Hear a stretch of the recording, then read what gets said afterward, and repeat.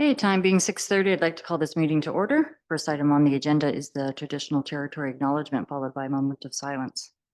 Council of the Township of Red Rock hereby acknowledges that we are on the traditional territory of the Robinson Superior Treaty and that the land we gather on is home to the Red Rock Indian Band, Anishinaabe, and Métis people. Administration advises that there are no additions to the agenda. Do any members of council wish to make any amendments?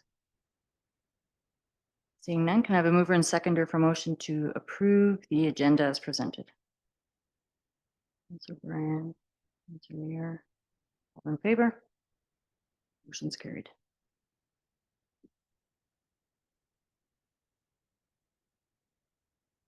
Are there any declarations of interest to disclose?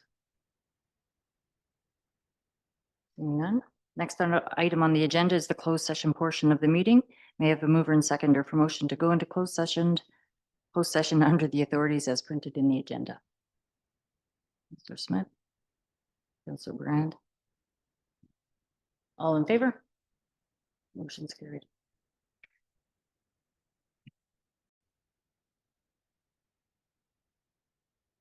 So arising from closed session, council discussed matters relating to information supplied to the municipality in confidence.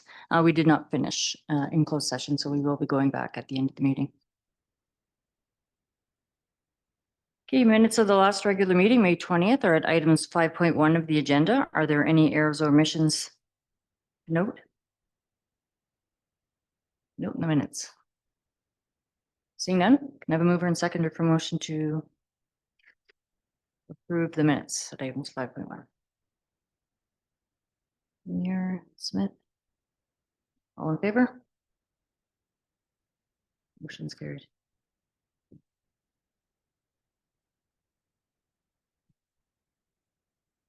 Okay, we have no resolutions from other municipalities. Next item 6.2, information and discussion purposes relating to a letter from the Young family about the log driver statue. Do any members of council have any questions or any remarks? Council Brand? Do we know what the cost would be to maintain and keep this up to a standard that's going to continue to look nice for our marina? So there's really minimal maintenance to it. And when I spoke with Marilyn, it was a donation that they wanted to make. They're just really and truly, if we wanted to give it a paint, that might be something we wanted to do this summer through our summer students, for example. But it would be a minimal cost at all. And if you coated it, you may never have to paint it again, right? So it is a structure that is really, most people would think it's a township owned structure. So really, we're just looking for the direction based on the request from the family to just have this structure become township property. Very minimal maintenance. If we wanted to paint it, that would be about it. Councilor Mayor?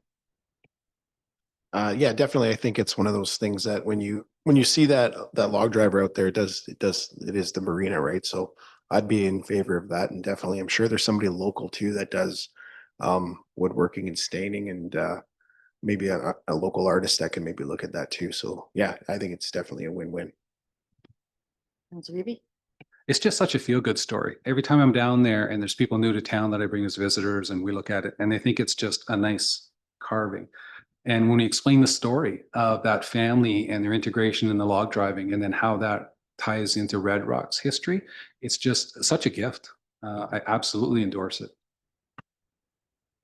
Yeah, I think it's a great idea. I don't think there's any issue with that. I will speak to Marilyn in the morning then. Thank you.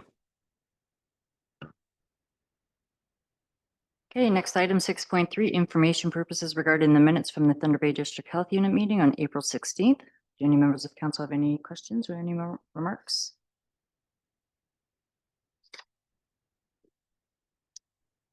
Seeing none.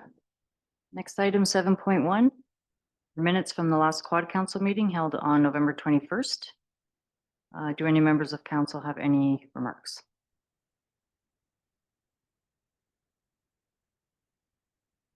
Seeing none. So I think when we had said the selection process on who's going to attend the meetings. We were just going down the line this way. So if you're available, if not, then we'll just pass it on to somebody. No, I'm not, I'll be out of town I think it's July 3rd. Yeah. I'll be out of town, yeah. Okay. So, Michael, okay.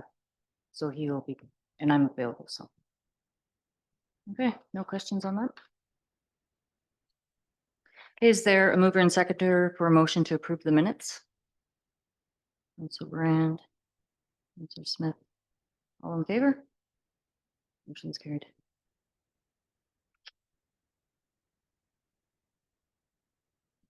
Okay, next item, 8.1, report on administrative activities. Mark's report. Maybe you'd like to just go over this direction discussion. Yes, I Portion. can do that. Thank you.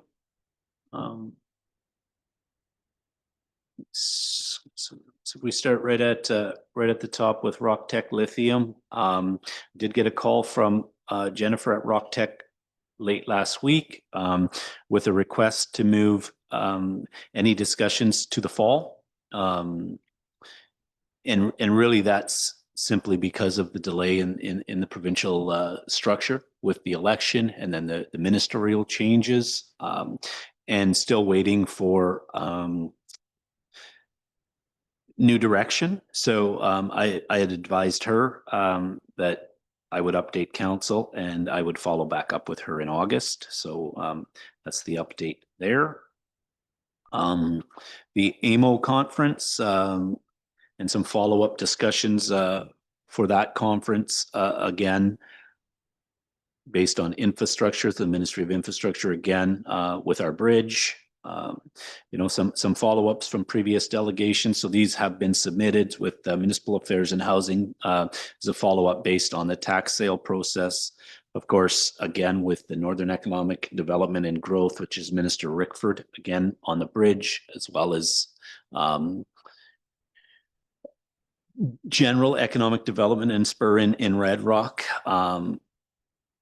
Minister of Mines, again, following up. Again, a lot of this goes to the bridge infrastructure and ways to fund it based on critical minerals and some of the discussions we've had, looking at collaborative ways to be able to fund a bridge of this cost without just going into the Ministry of Infrastructure. So, and then last, I had put one in to speak with the Solicitor General based on rural economic hardships with the cost of fire trucks and a lot of the smaller communities running into the fact that their infrastructure, their fleets are aging and that. So again, those mostly follow-ups based around our severe infrastructure, our critical infrastructure being our bridge, and just general development in our area. So Quad Council meeting. I think we confirmed that Councillor Smith will be the township representative at that meeting. So that is July 3rd. That's scheduled. Again, any member of council can add to that agenda, and just feel free to send myself or Whitney an email, and then we can bring those forward for discussion. 2025 insurance renewal is complete. So we renewed with Westland Insurance. Marsh is our provider. We had a 7.5% increase based on last year's premium. I think very acceptable for what you can get on an increase, and we're still way ahead of where we were, I guess, 2 years ago in this renewal. So again, that process is still working, and we're happy with that.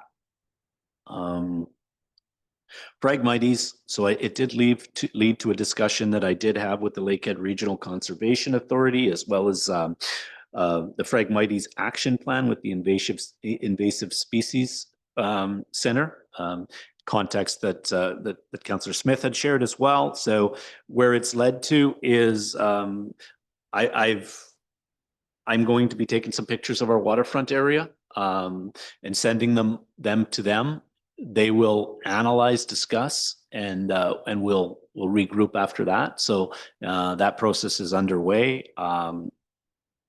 They're happy to work with us. I mean, if it becomes something we have to remove, then we have to look at a remedial plan for that.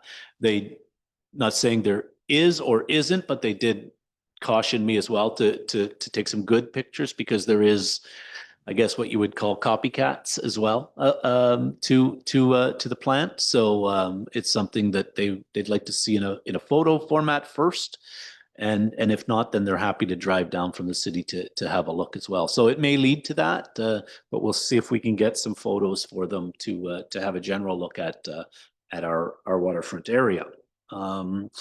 Temperature in this building, we did bring thermal controls in. We were having some issues again with hot and cold, mostly cold. So working through those processes now, and I think we find it a little more comfortable in here this evening. So hopefully that process is working.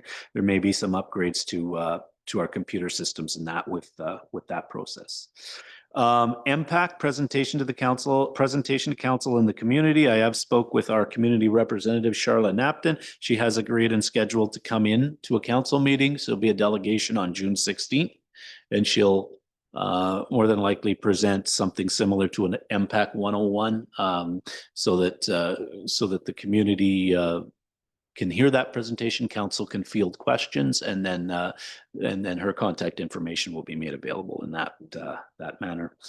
A couple of follow-ups, the student counselor process. I have reached out to Marathon. I have a copy, Township of Marathon. I have a copy of their policy, so we can review that moving forward. I also was reached out to by the Township of Nipigon, who are engaged and hopefully engaging in that process as well in September, and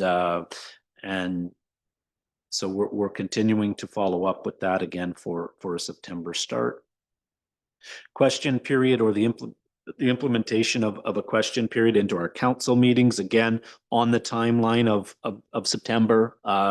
What we will do our best to do is to potentially bring an amended procedural bylaw to council in that time frame. If it's something we can't get to a complete amendment of the bylaw, then hopefully an amendment to that section will, and it will. I mean, if that's something that council would be okay with, we'll again try to get the complete document. But at worst, we'll try to implement that by September. I guess the zoning bylaw and official plan are two, more just an update to council. So when you look at our current zoning bylaw as well as our official plan, both are what we would call outdated based on the fact that both were implemented in 2013. So it's a process, especially as we see new development in the community and many changes on different ways that and different new policies that are brought forward, especially under the provincial government at this time. If you look at a 10-year plan on a renewal and review, that is kind of the benchmark, and we're currently sitting at about a 12-year span. So one that we're going to start looking at. It may be something that we do later or early in 2026, but just for council's direction or council's knowledge that we are due for those documents. They're large undertakings, but it's something that we really need to start working on. Summer meeting schedule. As we know, for July and August, so we meet twice here in June. We meet once in July, once in August, as per our procedural bylaw. We're scheduled for July 21st and August 18th at this time. If council was willing, we were looking at moving the 18th to the week of the 11th, ideally the 13th, if that was okay. It's a Wednesday. Staffing issues have this would fit our schedules much better based on conferences and holidays, but we can make it work on the 18th if we needed. But ideally, the suggested date that we have would be Wednesday the 13th, if that works for council.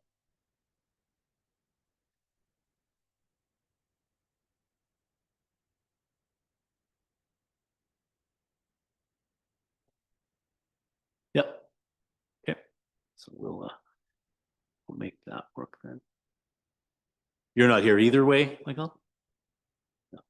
Yeah, correct. I'll be out of province. Okay. Summer office schedule, just as a reminder. So again, June, July, and August, the office is on a 4-day work week. So that is, will be closed Fridays now to the public until I believe it's right the last day of August, I think is the day. The municipal housing infrastructure program, so the health and water safety stream that we had brought to council as a discussion last meeting, based on infrastructure funding related to the water tower. We had initially thought that might be the best targeted approach is the water tower. After internal reviews, meetings with Aqua and the managers of our facilities as well as internally, we did determine that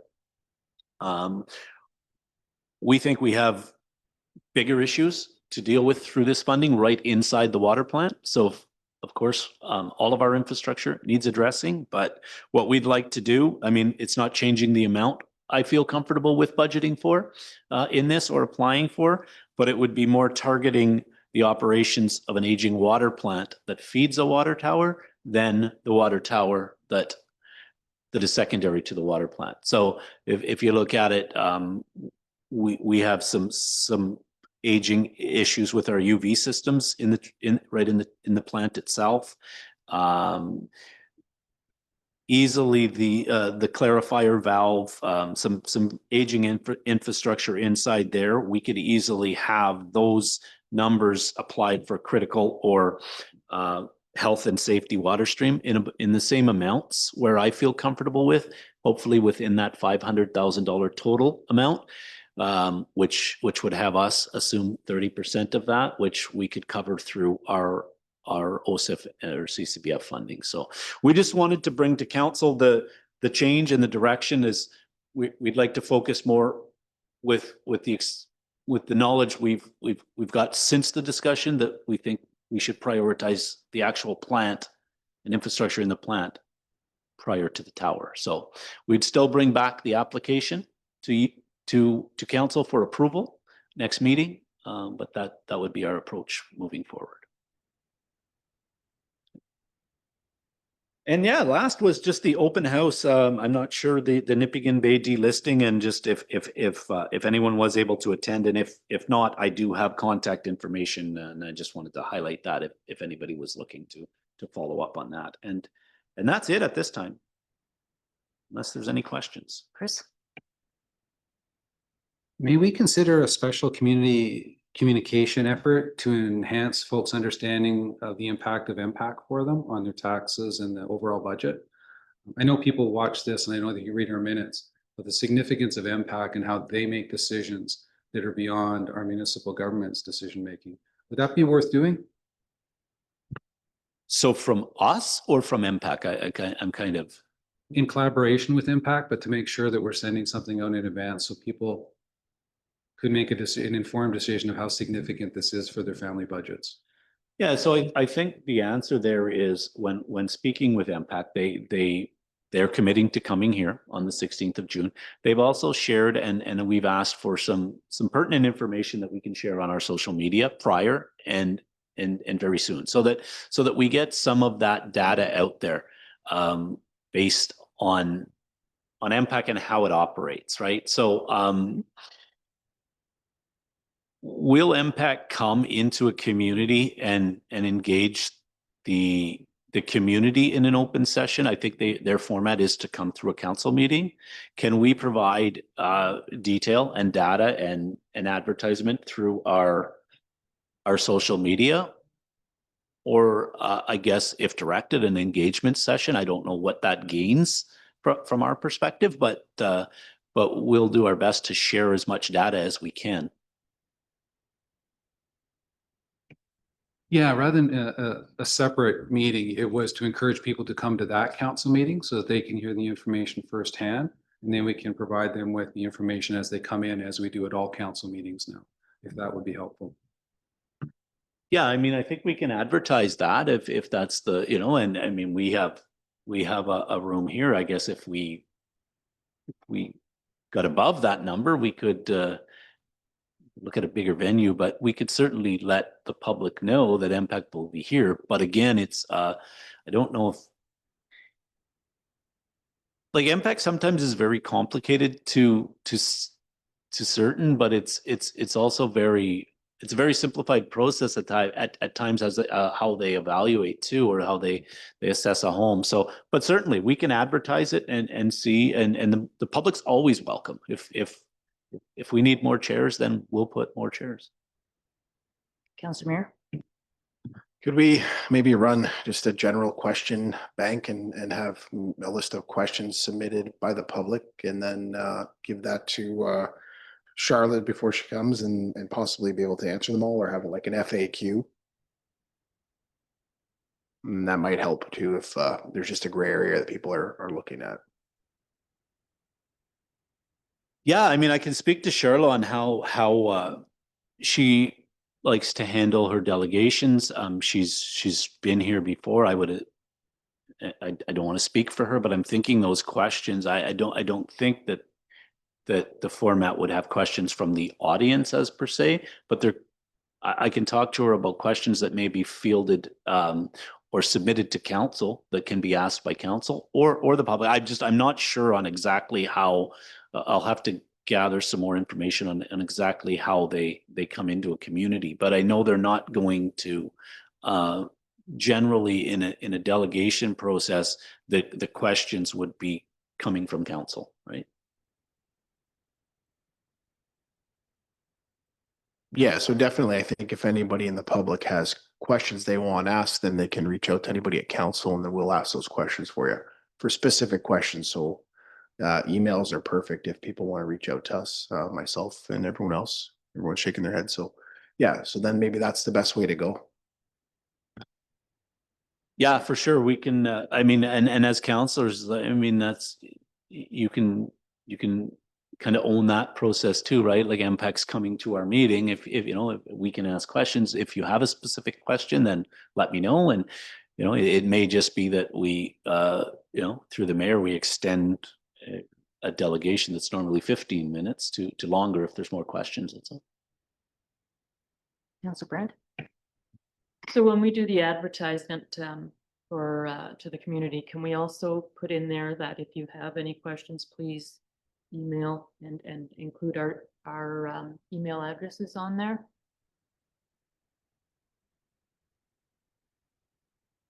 Yeah, I mean, we certainly can do that. I guess it would be how long the meeting would go. That's all. But if council's okay with that, and we ended up with a lot of questions, but we can certainly do that. We can advertise that MPAC will be here June 16th.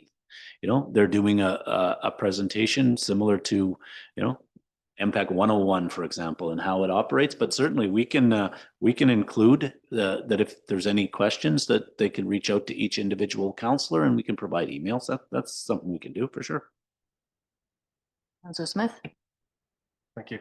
I'm all for anybody to email me. I think for this instance, though, it might be better if we could have it go to the township. My only reason for that is we may get a bunch of duplicate questions, and it might be easier to streamline that process to remove the duplicates and make sure, not kind of, I start writing down all these questions, and then the other councilors write down their questions, and then we have to meet. Hey, do you have this one? No, I don't. And this way, if it goes to one person, then we can have. Councillor Brand? I agree. And I was just thinking, like, if they sent it to us, then I would obviously send them forward to Mr. Figlamini, and then he would vet. But, if there's doubles or whatever, yeah. Yeah, so I think maybe the best approach then is coming through me, and then I can send them out to council, and then we can make sure they're not duplicated. I mean, make sure that we send every email, and I can just mark it as a duplicate if that's so that council sees all of the emails coming, but we don't then duplicate, and then the questions can be answered or asked through council at that evening. I do like what Gord had said, though, if you pass those emails off to Charla, and then she's prepared, she might have more of that information, right? So Yeah, for sure. thing you'd hate to have to get her to come back or have a response coming back and then share it that way. So Yeah, so maybe we put a deadline on. Yeah. And, Yeah. That's the 16th that she's attending with. So maybe obviously our our deadline then is the Thursday prior, right? So maybe we get this out very shortly and we put a deadline, say of 3-4 days prior to that. So we'll do that for sure. Councillor Eby? We would like to show respect and deference to the presenter. We also recognize that family finances are at the core of most households' concerns. So to weigh that as a more than a 15-minute discussion seems appropriate. Whatever's necessary to make sure that we're getting the information out to our family and communities, I think warrants the time, and I appreciate the attitude of receptivity to that. Okay, any other questions or comments on this report? Seeing none, and we did confirm the August 13th council meeting date. Correct. Yeah, Okay. August 13th. Yeah. Okay, is there a mover and seconder for motion to receive the report? Councillor Eby, Councillor Muir, all in favor? Motion's carried. Okay, next item 8.2, report on the declaration of 2 surplus vehicles. It's got the report. What does it say here? The 2 vehicles have engine problems. There's any questions or comments?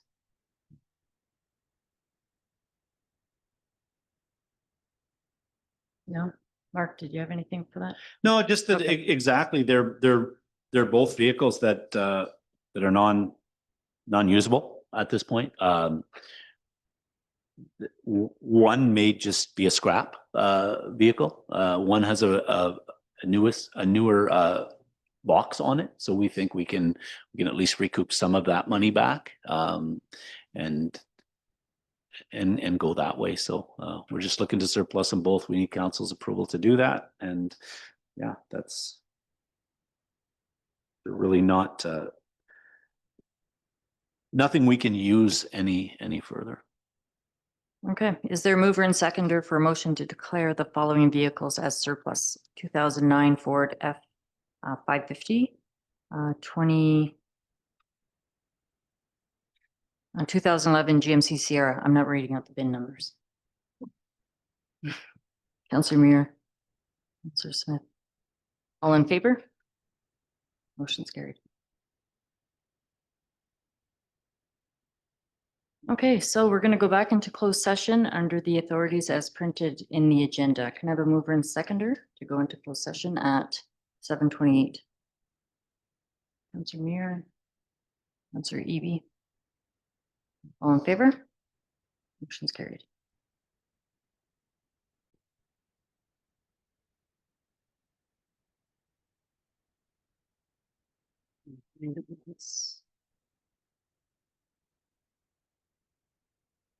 Okay, rising from closed session at 7:43, council discussed security of property and or the municipality proposed acquisition, disposition of lands and identifiable individuals in closed session.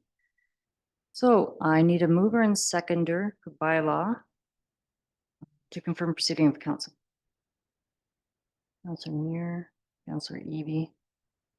Can I have a mover and, all in favor? Come on, folks. Okay, so on Saturday was the seniors 52nd annual dinner.